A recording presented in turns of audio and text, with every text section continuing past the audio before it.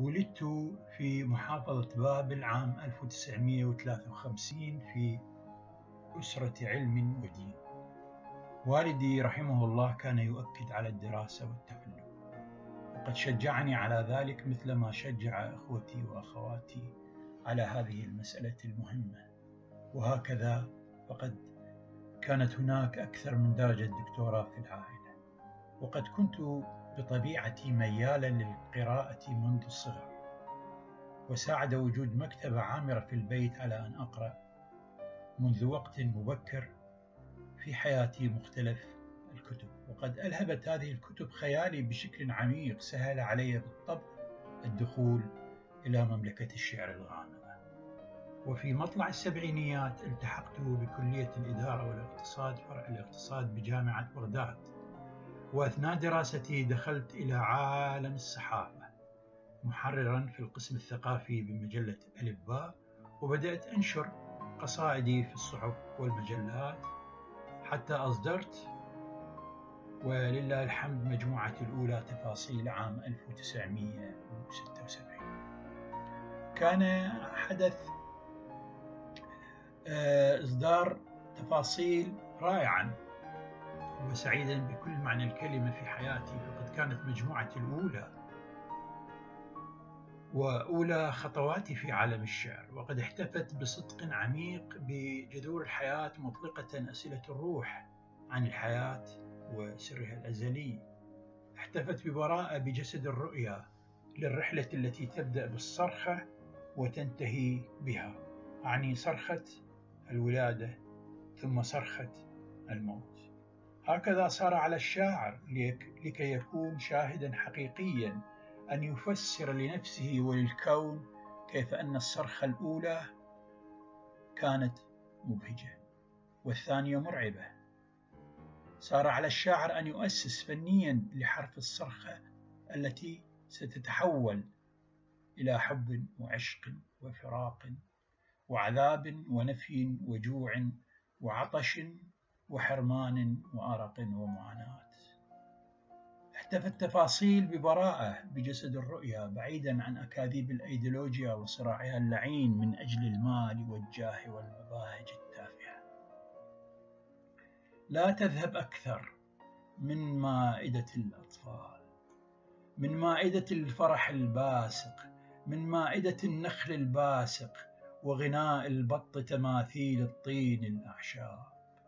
لا تذهب أكثر من صحراء الغيرة والنوم الأزرق، صحراء الكلس الأبيض والكلمات الشعثاء. لا تذهب أكثر من جسد الرؤيا. هذه هي الوصية الأولى التي ألزمت بها نفسي، فالتزمت بها طوال المجاميع الكثيرة التي كتبتها بعد تفاصيل.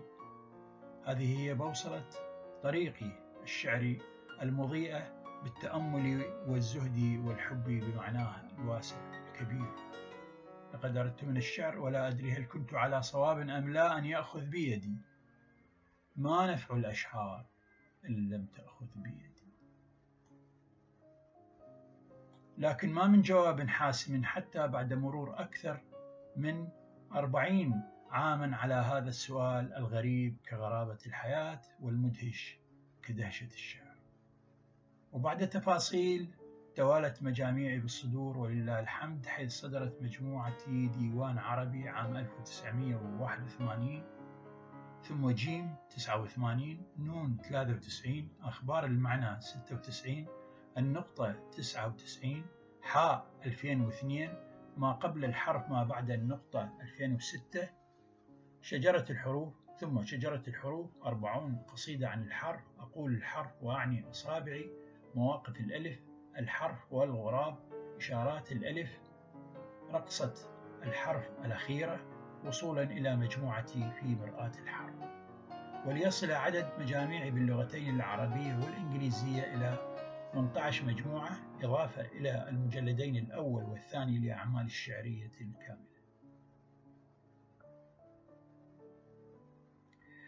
باللغة الإنجليزية أصدرت مجموعتين، أبوة وثمة خطأ، إضافة إلى مجاميع الأخرى التي صدرت مترجمة إلى العديد من اللغات كالإيطالية والأردية والفرنسية. بعد تخرجي من كلية الإدارة والاقتصاد جامعة بغداد عام 1976 حصلت على بكالوريوس أدب إنجليزي من كلية اللغات جامعة بغداد عام 1999، ومن ثم على دبلوم الترجمة الفورية من المعهد التقني لولاية جنوب أستراليا عام 2005. نلت جائزة الشعر الكبرى عام 99 في العراق، واختيرت قصائدي ضمن أفضل القصائد الأسترالية المكتوبة بالإنجليزية عامي 2007 و2012 على التوالي.